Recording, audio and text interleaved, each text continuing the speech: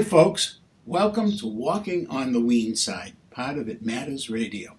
I'm Ken Weene, and today I have two wonderful gentlemen with me. I have David Usick, retired police officer and documentary filmmaker, and we're going to be talking about his film, which is called The Giant Killer. And that's going to be coming out very soon, and we're going to tell you all about that. And we also have David's father, Neil Usick, who helped write the script for the film and do the research for the film. And it's one of the things that really excites me about this interview is that we have a father and son team. David, who was Captain Richard Flaherty, and why is he important to you? Well, good afternoon, and it's really a pleasure to be on your podcast.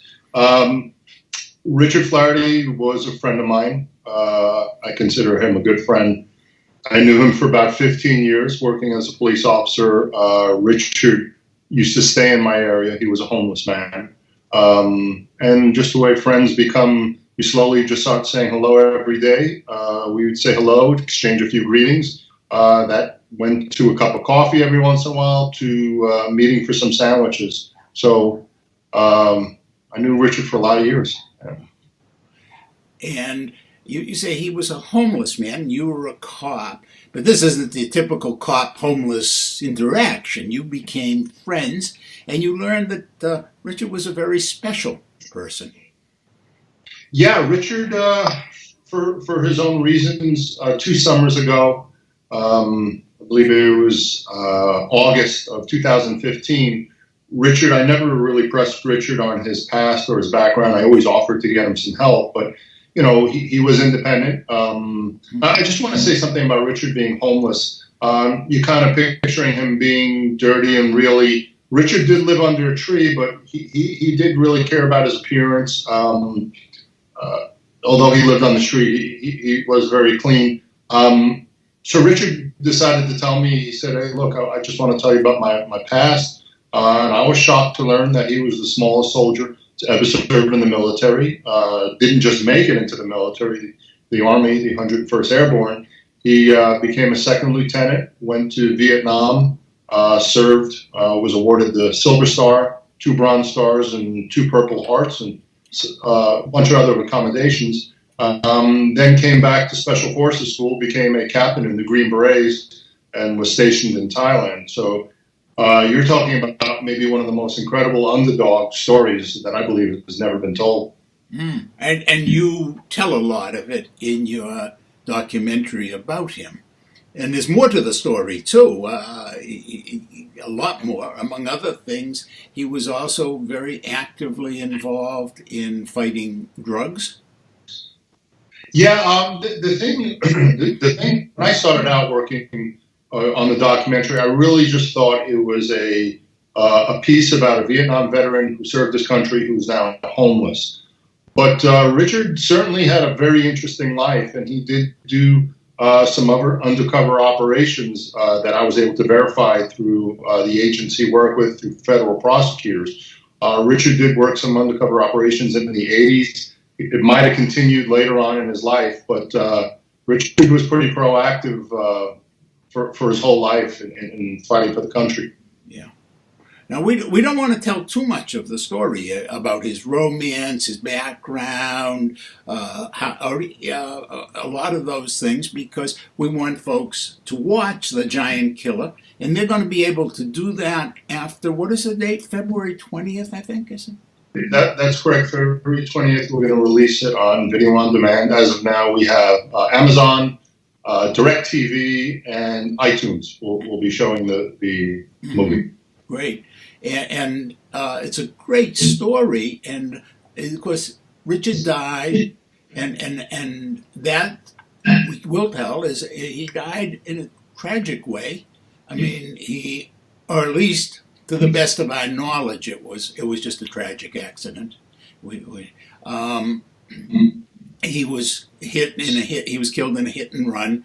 when he was just going. You had mentioned he was a guy who took good care of himself, and he was going across the street from where he was sleeping to I think it was a pharmacy or something like that, where they allowed him to use the washroom. And Yeah, most likely that's where he was heading at that time of night. Mhm. Mhm. And yes, very, very tragic. Yes, a little bit of not a little bit, a lot of a mystery. There was a lot of just strange circumstances that happened the night he was killed. Like you said, I'll leave some of that for the audience to look at. I've always contended as a police officer to be responsible, and I was also a detective. Extraordinary accusations need extraordinary evidence. So before I make an accusation, I would want to see extraordinary evidence. There is a lot of strange, suspicious things on that scene that I cover in the documentary, and I think the audience is going to have to make a lot of their own conclusions because I want to give people a chance to come up with how they, their own ideas on it. Mm-hmm. So how long were you working on making The Giant Killer? Well, I started actually a couple of weeks before Richard was killed because I did ask Richard's permission. Can we do a story on your life? And he was interested. So we started it in June of 2015. After he was killed, I really thought, it was over and I can't do this. I was very hurt. I lost my friend. But then I made him a promise that I would finish the story and I would have to tell it. Which ironically, I was one of the only few people that knew he had a storage locker. It's almost as if he left all the clues in that storage locker for me to put the pieces of his life together. So I was able to complete a lot of the sections of Richard's life through interviews, through documentation, which helped. Mm-hmm. So, Neil, you got involved helping to research the story and helping to do some of the Vietnam War background, things like that. Did you ever meet Richard before he died? Or? No, I didn't. But it was an interesting thing. When David first told me the story, we both started a dig on the computer into different things that Richard had said, David more so than me. And then he told us about David told me about Richard going undercover and checking it, that story. And he called me on a Friday to tell me that he had spoken to the undercover agent that Richard had worked with. And then 13 hours later, at 5 o'clock in the morning, I got a call from David. Richard is dead. Hit and run accident. Big mystery. And one of the things that David mentioned is that in uncovering Richard's life, it seemed that every day we would answer a question, and the next day there'd be a brand new question. A whole new thread would open up. Even just this morning, we got an email from a guy who saw the website and said, I knew Richard, and offered a tremendous amount of information about his life. Wow. So it just continues. It's kind of like Churchill once described something as being a riddle wrapped in a mystery, in an enigma. And that's Richard. For a while, we called the documentary Chasing Shadows because that's what it felt like. You had to be a real detective like David was and is to uncover this story. So, David, you're uncovering this story. You're finding out about this man. And I get the feeling that as much as you liked him and respected him when he was alive and your friend, that you became even closer to him after his death. Is that a fair statement? Absolutely. I've told many people this, that I feel honored to have met Richard. I feel honored that he shared his story with me. I really feel like there was just so much to learn. And now, Richard has demons. He had his strengths, just like all of us. The importance of what happens when you go to send soldiers off to war, what happens to them when they come back. They're just, a lot of them are just having a tough time coping, like Richard. So, I know Richard's good. I know it was bad. But everything in Richard is inside us all, except the bravery and courage. I just want to go back to, at 4'9", we have to go over Richard at 4'9", in the 60s when he went to boot camp. It was at a politically correct time where everyone's like, hey, great for the little guy. Nobody wanted him there. So how did he get through boot camp? How did he get through all the hazing? And we'll come right back and talk a little about how he did it. But first, folks, we're going to let you have a chance to see the trailer for The Giant Killer.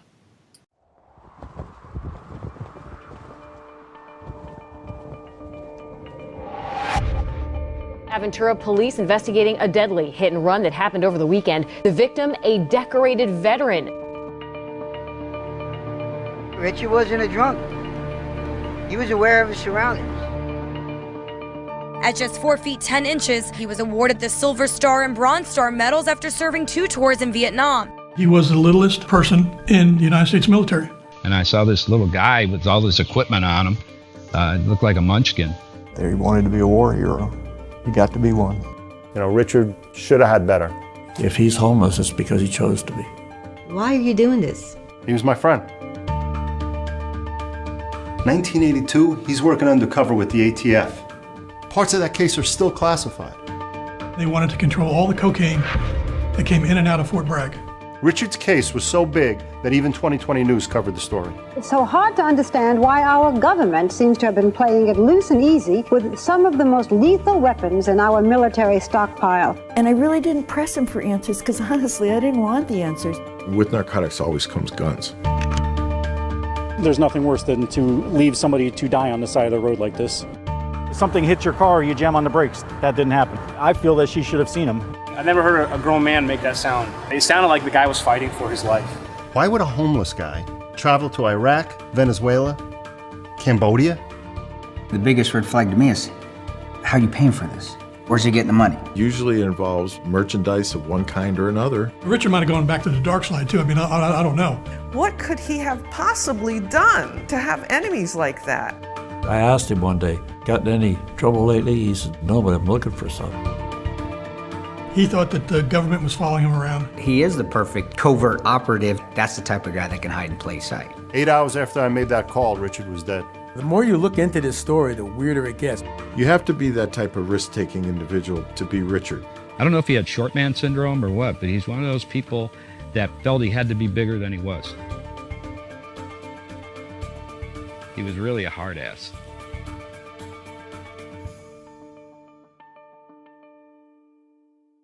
One, two, three. Hello, folks.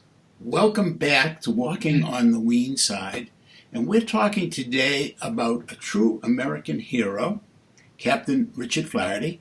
And we're talking with filmmaker, retired police officer, David Usick, and his dad, Neil Usick, who helped work on the film. And David, we were just talking before we showed the trailer a little bit about the challenges that this gentleman, Richard, managed to meet in getting into the military. Where do you think that inner strength came from? What was his secret? That's such a great question, because I asked that on almost every interview of the people that I spoke to. I said, where did this superhero courage and where do people like Richard come from? How do you create a Richard Flaherty with that much determination, with that much bravery? A lot of people said that's just something that was born within him. He did come from a family of military heroes. He had an uncle that won the Medal of Honor. Wow. His uncle was Homer Weiss, who was awarded the Medal of Honor. So Richard came from a very strong background of military people. How about you? Do you come from a strong background? Yeah, my dad, his whole life stressed education, and education is everything. Whatever you want to do in life, you just have to really know the world and know politics and know, you have to be informed. So that's where my strength came from, is from my dad helping me with that. And do you think you and he have gotten closer over the course of making this documentary? I think, me and my dad, we've always been strong. We've worked on other projects together. Without him, I couldn't have done this. The amount of information, the amount of documentation, just too overwhelming. So, I would pawn off the rough stuff on my dad, the real, I'd let him handle I would get the glamour and be on film, and Dad would be in the trenches, digging through thousands of documents. So, a film like this, very important. One, it's not about me, it's about Richard, but there was a whole host, of my dad being the number one guy, of people that stood behind me. There was the filmmaker Jeremy McDermott, was the first guy who jumped on board, my cinematographer, said, Dave, I believe in you and I believe in this project. And Jeremy carried tons of equipment and just jumped right on board, which is a tough thing without a big Hollywood budget. Yeah, that's for sure.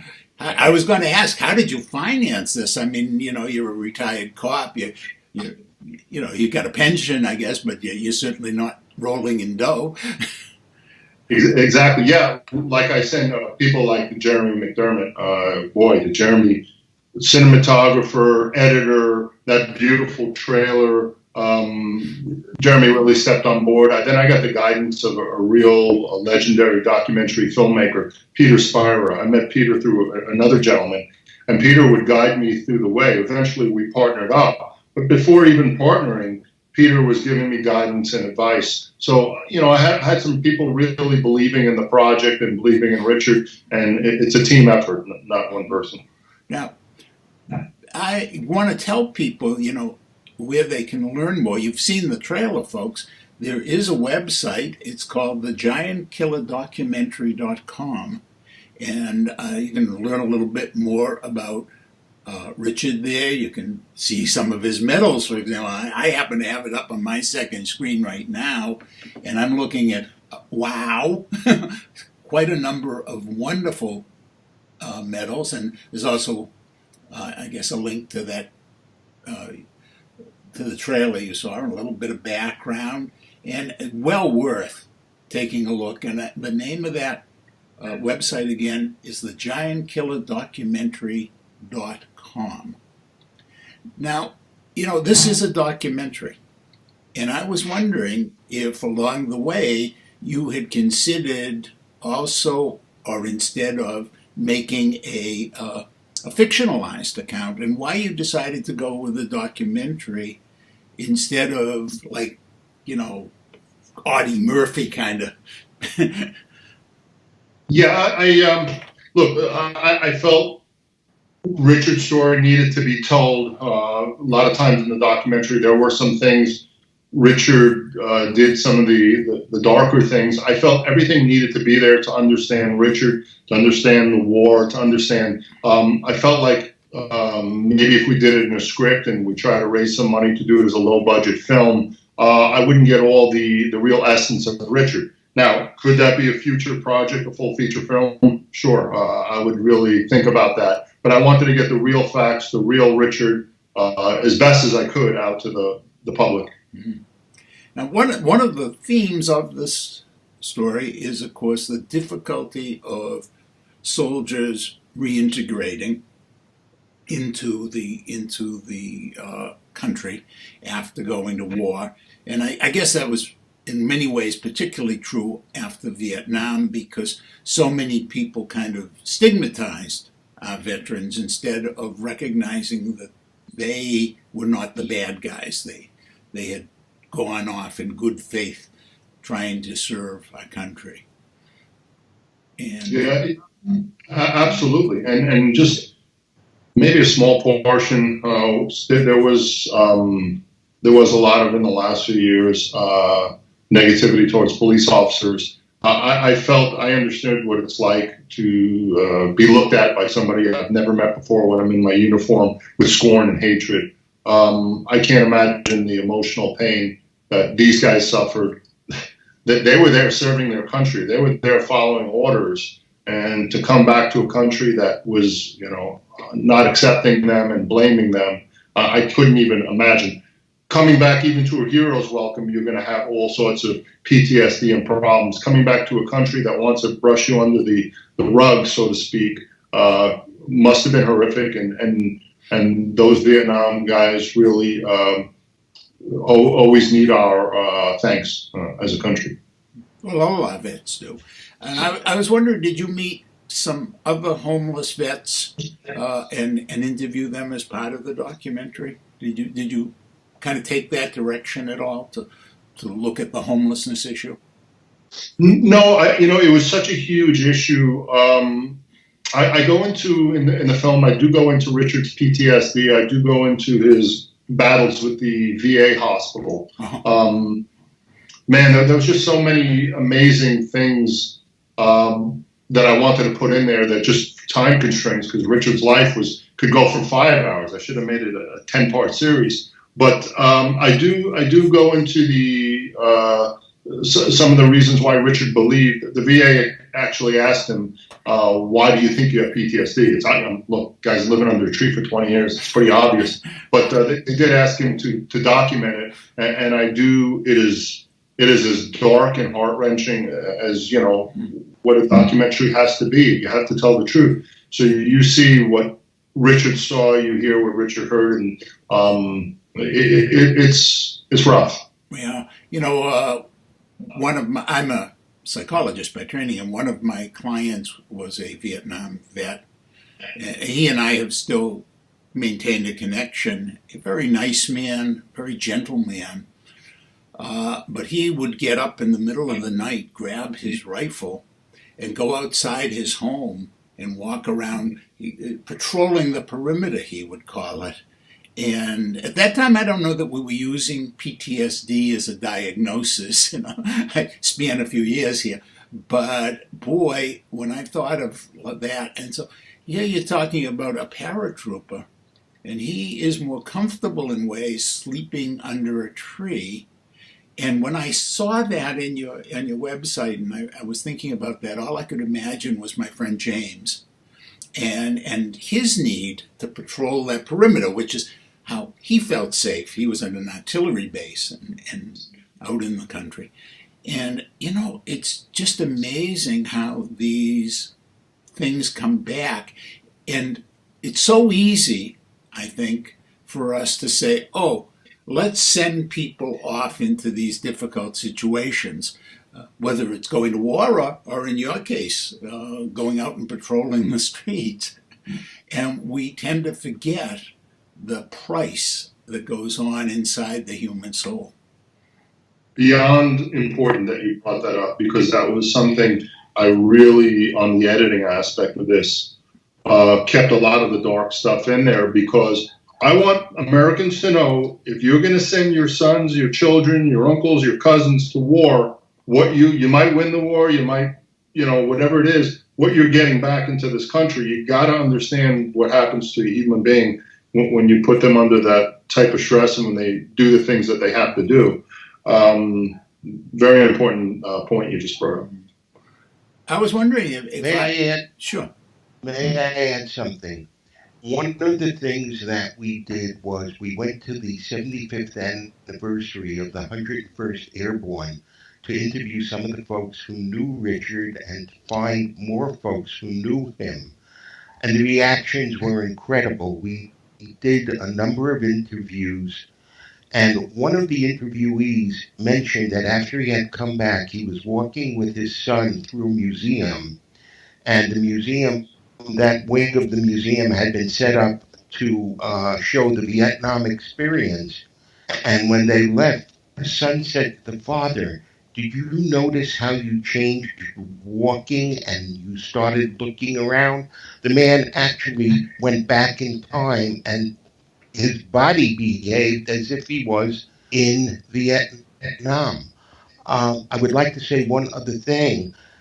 It certainly gave me an opportunity to meet some of these people and to understand the serious issue, not only of homelessness among veterans, but the high rate of suicide and the fact that they're not getting the treatment or the help that they need. It's wrong. It's wrong. David said it. You don't send your children off to different places without welcoming them home and taking care of them when they come back perhaps a bit broken. And we'll be right back to talk about how some of the ways we could try and be better in bringing back those who have served us into our society. But first, this.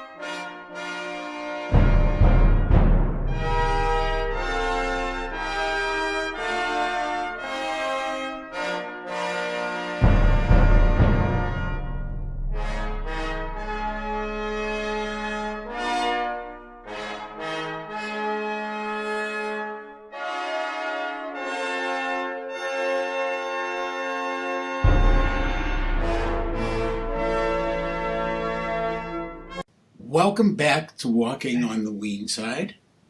And I hope, folks, as you're listening to this show, you're thinking, gee, February 20th, The Giant Killer, I want to see it. And you're going to go to one of those various sites where on-demand movies are available, and you're going to watch this. But right now, we were just talking, and Neil, you had brought up this question about returning soldiers. And I was wondering, out of this experience, interviewing these people, thinking about your friend Richard's life and all, have you gentlemen come up with any ideas about how we perhaps might be better dealing with our veterans? And one thing I noticed you mentioned particularly there was you mentioned the VA. And here's this guy living under a tree and this, well, what makes you think you have PTSD? which is kind of a mind-blowing example of bureaucratic incompetence and insensitivity. But what should we be doing, both at the VA level, at the political level, at the local police level? What should we be doing? If I'll just jump on it. I mean, my first thing is they get back in country. They've been trained to drive a tank. They've been trained to fight on foot. Whatever the case may be, let's have somebody who kind of helps them with the basics: housing, what's the next job, things like that. You know, signing up paper. I think they're so overwhelmed and everything was 100 miles an hour in war, and they come back and now we're at zero. They get back into their house and they're really confused. I think just somebody who can kind of just walk them through the steps of slowly reintegrating them back into society. Some of just the basic things you need: help with a mortgage, looking for a new job, retraining, things like that. And obviously getting some type of therapy, or talk groups where they can meet with other veterans for the first 6 months, maybe, till their bodies start to readjust to walking in a world where snipers aren't trying to kill you, and there's a improvised explosive device on every corner. Mm-hmm. Okay. Any other ideas, Neil? I would add this, and it's in the documentary. When I read Richard in his own writing describing some of the reasons why he felt he needed help, it doesn't get more horrific. It is the horrific side of war that these people go through. And then to shove them back into a McDonald's on Main Street in any city and expect them to be normal, and expect them to not be normal, but rather to behave normally, it's a difficult thing, and we're failing them. We're not getting them the treatment they need. We're not getting them the help they need. And, it's up to those guys in Washington to make it happen. Yeah, there are a lot of, I'll just throw in one last thing.